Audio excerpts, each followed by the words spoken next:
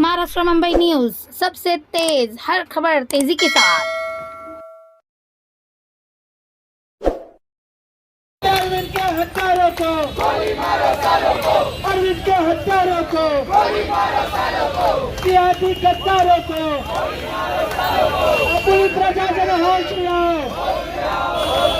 काम करणारा प्रामाणिक गरीब घरातल्या कार्यकर्त्याला जमिनी हडप करू नये, पाण्याच्या पौवाच्या नावाखाली जमिनी हडप करणं, त्या ठिकाणी मग अड्डे चालवणं, त्या ठिकाणी मग ड्रग्सचा व्यवसाय करणं हे सर्रास धारावीमध्ये चालतं. त्याला विरोध केला म्हणून एका कार्यकर्त्याची हत्या केली गेली. हत्या करत असताना पोलिसांच्या समोर हत्या केली गेली असा आरोप होता.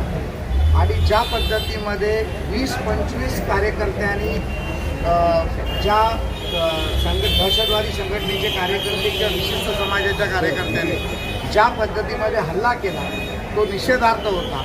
आज दुपारी मी इकडे आलो, 2 आरोपींना अटक केली.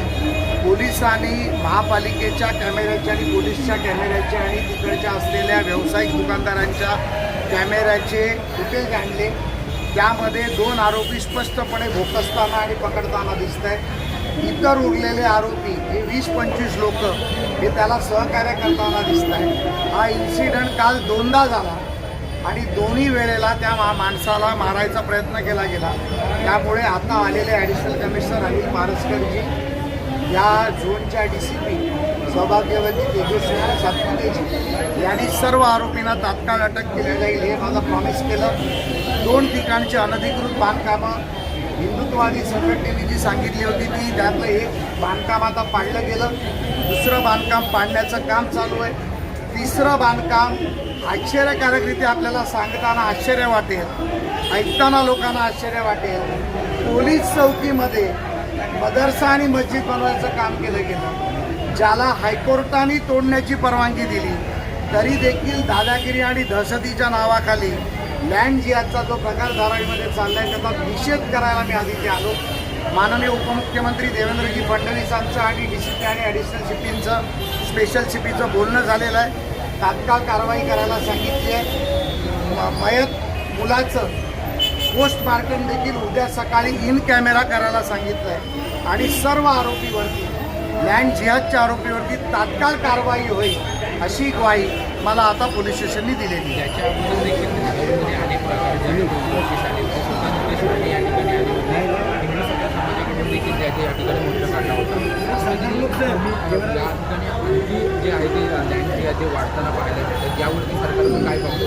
मी सरकारचा प्रतिनिधी आमदार म्हणून आज इथे आलेलो आहे. मी पोलिसांना आणि महापालिकेला फार स्पष्टपणे सांगितलं आहे, उद्या सकाळी 10:30 वाजता महापालिकेचे DMC प्रशांत सपकाळेच्याकडे आम्ही एक बैठक लावली आहे, ज्यामध्ये पोलीस अधिकारी, ट्रॅफिकचे अधिकारी, महापालिकेचे अधिकारी, धारावीचे अधिकारी सर्व येतील. ही मस्जिद पाडण्यासाठी 3 दिवसाची वेळ मी घेणार आणि जर त्या 3 दिवसाच्या वेळेमध्ये मस्जिद पाडली नाही तर हा प्रसाद लाड स्वतः बुलडोझरवर उभा राहून ती मस्जिद पोलीस स्टेशनमध्ये असते.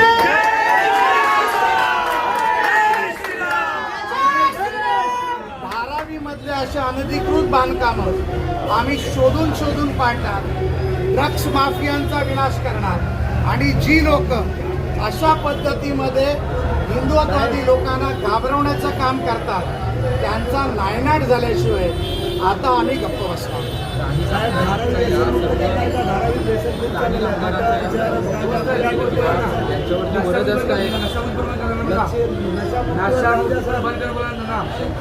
नशा मुक्ति के बारे में, ड्रग्स के बारे में मैंने कहा है वो पूरी तरह से बंद होना चाहिए. मैंने NCB के अधिकारी को भी बात की, एंटी ड्रग्स टेररिस्ट के लोगों को भी बात की.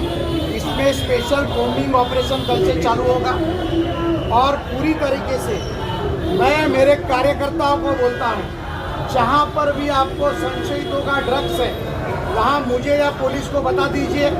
कार्रवाई नहीं हुई तो हम हमारी एक टोली बनाएंगे जिसके माध्यम से इनको खत्म किया जाए.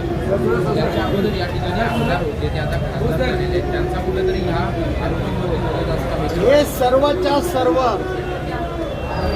जातीयवादी लोकांना ताकद देण्याचं काम इकडचे स्थानिक पूर्वीचे आमदार आणि आताचे खासदार आणि मताच्या राजकारणासाठी मताची भीक मागणारे आताचे निवडून आलेले खासदार करतायत. माझ्या खासदारांना आव्हान आहे, जर तुम्ही कैलासवासी शिवसेना प्रमुखांची शिवसेना म्हणून म्हणता, तर ज्या हिंदू मुलाची हत्या झाली त्याच्या घरी अनिल देसाई येणार आहेत का? त्याच्या घरी वर्षा गायकवाड येणार आहेत का? हा माझा सवाल आहे. आम्ही कोणी येऊ न येऊ आम्ही भीक घालत नाही. आम्ही संघर्ष करणार आणि आमचं सरकार या लोकांच्या मागे ताकदीने उभं राहणार. सर, आणखी काही प्रश्न आहेत? महायुतीमध्ये आता तणाव निर्माण झाल्याचं पाहिलं म्हणजे आनंदराव अडसूळ नाराज झालेले आहेत. त्यांना राज्यपाल पद न मिळाल्यामुळे अमित शहानी शब्द पाळला नाही असं एकंदरीत त्यांचं म्हणणं आहे. मला वाटतं हा राजकीय विषय आहे.